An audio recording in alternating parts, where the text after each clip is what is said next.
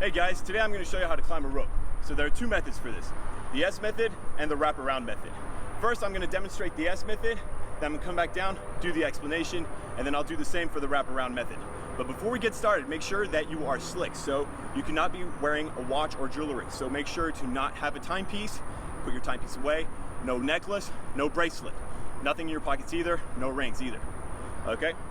All right, so here goes for the S method.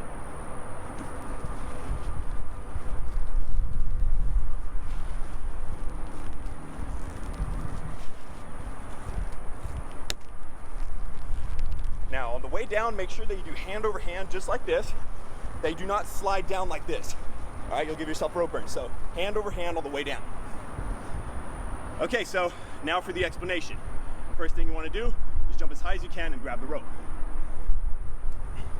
Then you bring yourself up, crunch, keep the rope on the outside of your foot, sweep with the other foot, bring it on the first foot, and lock. So you see, I do not need my hands to hold myself up. Now, I'm putting the pressure on the top boot right over here. This is what's holding the lock. Now what I gotta do is push with my legs. I do not need my arms to push myself up. And then I repeat. Pull my arms, crunch, sweep, lock, and repeat. Okay? So, all I gotta do is do that over and over again. The way it works is pull on your arms, lock, push on your legs. Pull on your arms, lock, push with your legs, okay? So all the way to the top.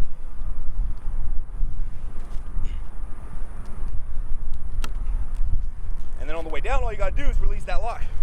Bring the boot side to side, just like this. To lock, you bring it on top like this. To come down, just add friction, resistance, bring it to the side. You can also spread your legs out like this to loosen the lock. Okay, so that concludes the S method. Now for the wraparound method. I'm gonna do the demonstration, then I'll do the explanation. So here it goes.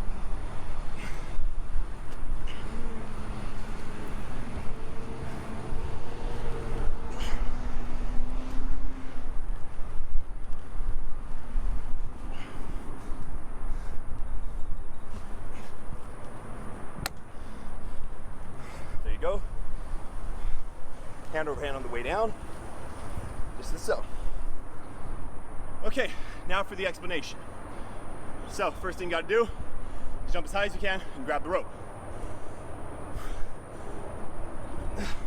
Pull yourself up, have the rope between your legs, wrap it, bring it up around, and on top of the other boot, and then lock.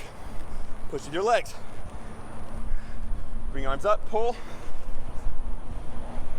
and then lock. Pull, and then lock. Take all the way to the top.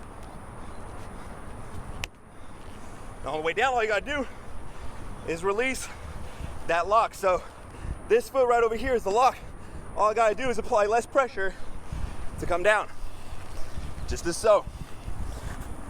Okay guys, so that concludes the wraparound method. So just make sure that whatever method you use, you stick with it. You cannot change method at the top. So for instance, I personally prefer the S method. I think it's a better lock, but I do prefer the wraparound method to come down. I think it's a smoother ride on the way down. However, you're not allowed to change locks when you're on the rope. So if you start with the S method, you gotta come back down with the S method. If you start with the wraparound method, you gotta come back down with the wraparound method. The reason why is because you're putting yourself at risk when you're at the top.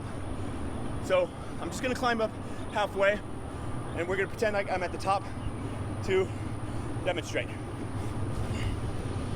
Okay? So let's say I'm at the top right now. Okay? I cannot release the lock and then change to the to the wraparound method. Okay, you're not allowed to do that. The reason why is because, well, you need your hand to touch the beam and you're putting yourself at risk. You're releasing the lock in your feet. So since I went up with the S method, now I gotta come back down with the S method.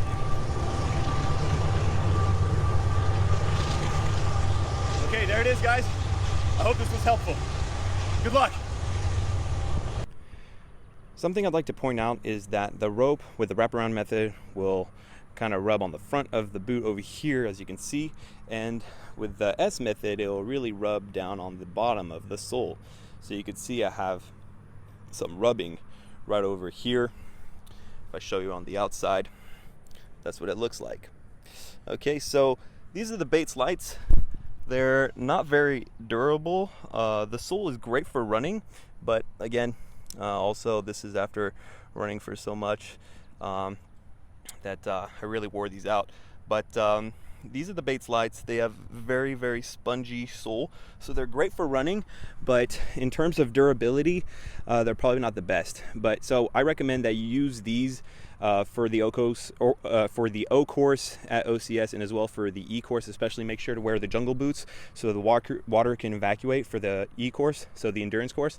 And the O course, the obstacle course, I think that it's a good idea to wear these just on when you're graded, so that you actually perform well. And on the other days, I'd probably wear the other boots, maybe the ones that they issue you. So that's my recommendation, just so that you can. I would say you could afford to do this little wear and tear on a timed event if you can improve on your time, just because these boots are so much lighter than the ones that they issue you. So there you go, guys. I hope this was helpful. Good luck.